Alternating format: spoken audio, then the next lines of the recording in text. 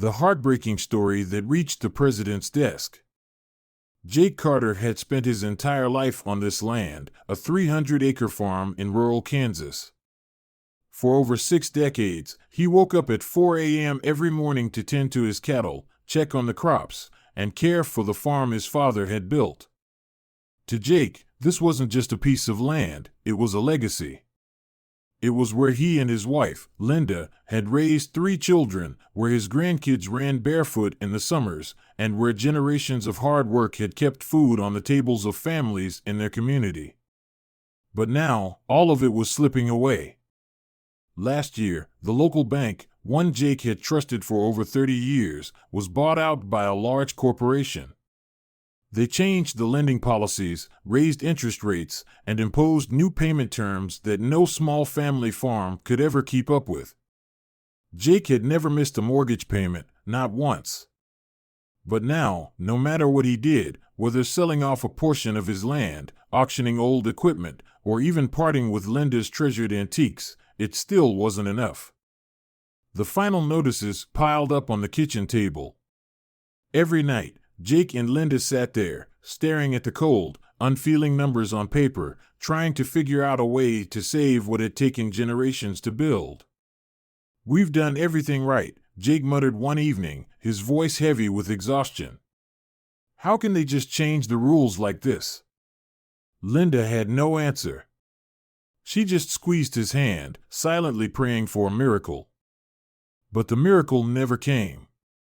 One September afternoon, with trembling hands, Jake hammered a wooden sign into the ground at the front of the farm. "Final sale, everything must go, thank you for 60 years, Jake." Writing those words made his chest tighten. This wasn't just about selling a farm, it was about losing everything that defined his life. People in town started to notice. At the small diner where Jake had delivered fresh vegetables every week, customers saw that his usual warm smile had faded. The school kids who visited the farm every fall to learn about agriculture sensed that something was wrong. But no one knew how to help. Because this wasn't just about one man losing his farm. If Carter Farm disappeared, the entire town would lose a piece of itself. The wooden sign in front of Carter Farm didn't stay unnoticed for long. People passing by slowed their trucks, reading the heartbreaking message. Some shook their heads in disbelief, others felt a knot in their stomachs. Everyone in town knew Jake Carter. He wasn't just a farmer, he was part of the community's backbone. The man who donated fresh produce to the food bank, who let kids pick pumpkins for free, who never turned away a neighbor in need. And now, he was losing everything. Word spread quickly. A young reporter from the local newspaper, Sarah Lawson, stopped by the farm a day after the sign went up. She had grown up hearing stories about Carter Farm, about how her own grandfather had bought vegetables from Jake's father decades ago. With her notepad in hand, she asked Jake about the farm's history, about what it meant to him and the town. At first, Jake hesitated. He wasn't one for big speeches, but something about Sarah's sincerity made him open up. He talked about how his father had started the farm with just 50 acres, how over time, through sweat and sacrifice, they had expanded it to 300 acres of rich, fertile land. He spoke about the early mornings and late nights, the joy of watching a seed turn into a harvest, the satisfaction of knowing his farm helped feed hundreds of families. "It's not just dirt," he told her, his voice steady but heavy. "It's a way of life." Sarah took a photo of the sign, simple, honest, and devastating. She wrote her article that night, pouring every ounce of emotion into it. The next morning, the headline read, "A farm, a family, a legacy, lost." She didn't expect much. Maybe a few shares online, a handful of comments from locals. But something unexpected happened. The article spread like wildfire. First, it made rounds in their small town, then neighboring counties, and soon, it was everywhere. People from across the state, even across the country, shared their own stories, memories of visiting Carter Farm, of learning about farming as kids, of knowing what it meant to have fresh, homegrown food. The photo of the sign struck a chord. It wasn't just about Jake anymore. It was about something bigger. By the end of the day, thousands had seen it. By the next morning, millions. And among them was someone Jake Carter never could have imagined, someone sitting in the most powerful office in the country. Jake Carter had no idea how far his story had traveled. He didn't use social media, didn't own a smartphone, and barely checked his old landline. To him, yesterday was just another day of struggle, feeding the cows, fixing a broken fence, trying to ignore the looming deadline from the bank. He had no clue that his name was being mentioned in thousands of conversations across the country, that his story had struck a nerve with people far beyond his small town. That evening, he was in the barn sorting through old tools when the phone rang. The old rotary phone sat on a dusty shelf, barely used except for calls from the bank or distant relatives. Jake wiped his hands on his jeans and picked up the receiver. "Mr. Carter, please hold for the President of the United States." Jake almost dropped the phone. For a second, he thought it had to be a prank. Maybe one of the guys at the feed store was messing with him. But then, a familiar voice came on the line, steady, direct, unmistakable. "Jake, I saw the article about your farm," the president said. "Tell me about it." For the next 20 minutes, Jake talked. Not about politics, not about policies, just about farming. About the long days, the backbreaking work, the joy of harvest season. About the kids who visited the farm on school trips, their faces lighting up when they saw where their food really came from. He told the president how his father had built Carter Farm from the ground up, how he had spent his whole life keeping it alive, only to have it threatened by a bank that saw numbers instead of people. The president listened. Really listened. And when Jake finished, there was a pause before he spoke. "Jake, we can't lose places like your farm," he said firmly. "Give me 48 hours. Jake gripped the phone tighter, his hands shaking. For months, he had felt helpless, beaten, like no one cared. But now, the most powerful man in the country had just promised to help. As he hung up, his heart pounded. He turned toward the house, calling out, "Linda! You won't believe what just happened."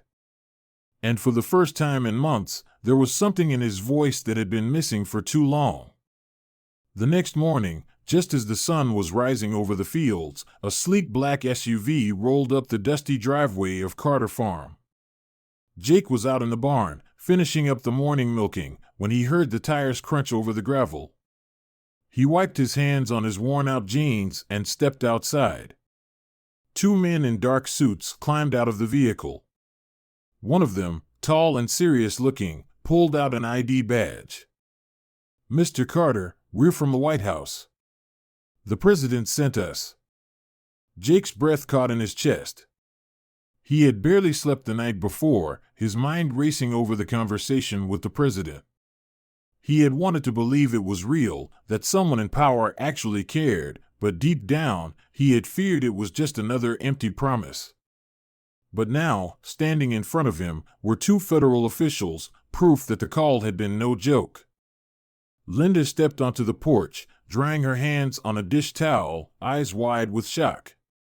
The men followed Jake inside, where they sat around the same kitchen table that had been covered in overdue bills just a day before. But this time, instead of final notices from the bank, there were official government documents spread across the table. "This," one of the men said, sliding a paper toward Jake, "ensures that Carter Farm stays exactly where it belongs, under your family's name. No more policy changes. No more banks rewriting the rules." Jake stared at the document, his hands shaking. He had spent months watching everything he built slip away. Now, with one signature, all of that could change. He picked up the pen and signed his name. The man in the suit smiled and packed up the papers. As he stood to leave, he looked Jake in the eye. "The president wanted us to tell you something," he said. "Some things are worth more than money. Family farms are one of them." Jake nodded, unable to speak. But the fight wasn't over yet. That same morning, another black SUV pulled up in front of the bank that had nearly cost him everything. The same officials who had just saved Carter Farm were now walking into the manager's office, carrying new regulations that would protect small farms across the country. By the time the sun set that evening, Jake wasn't the only farmer getting a phone call. One by one, across the state, across the country, family farms were being saved. And it had all started with one simple yard sale sign. The days that followed felt almost unreal. Jake Carter had spent months preparing for the worst, watching his farm slip away, thinking about what life would be like without it. But now, the impossible had happened. Carter Farm was safe. Not just for him, but for his children, his grandchildren, and every farmer across the country who had been trapped by the same ruthless policies. News of what had happened spread quickly, though not in the way most big stories did. There were no press conferences, no cameras, no politicians looking for attention. The president hadn't done this for headlines, he had done it because he believed in something bigger. And because of that, Jake's story became more than just a story. It became a movement. Other farmers started getting phone calls from their banks, the same ones that had been pushing them toward foreclosure. Only this time, the conversation was different. Terms were being renegotiated. Policies were being rewritten. Small farms that had been days away from being lost forever were suddenly being given a second chance. For Jake, life on Carter Farm carried on, but it wasn't quite the same. Every morning, he still woke up at 4 a.m. to milk the cows, still spent his afternoons fixing fences, still sold fresh produce to the local diner. But now, when he walked his land, he wasn't walking it alone. His grandson, Tyler, had started working alongside him, eager to learn the family trade. One evening, as the sun dipped behind the fields, Tyler looked up at his grandfather. "Grandpa," he said, "was it really the president who saved the farm?" Jake chuckled, wiping dirt from his hands. "The president made the call," he said, "but it wasn't just him." He gestured toward the land stretching out before them. "It was this farm. This town. The people who cared enough to speak up." He paused, then smiled. "And maybe just a little bit of luck." Inside the barn, hanging from an old wooden beam, was the sign that had started it all. "Final sale, everything must go, thank you for 60 years, Jake." It would never come down. Not as a reminder of what almost happened, but as proof of what had been saved. Because in the end, Carter Farm wasn't just about one man or one family. It was about something much bigger. A way of life. A tradition. And a belief that some things are worth fighting for. If this story moved you, let us know in the comments. What do you think about the power of community and standing up for what truly matters? Have you ever witnessed a moment where people came together to make a difference? Share your thoughts below, we'd love to hear from you.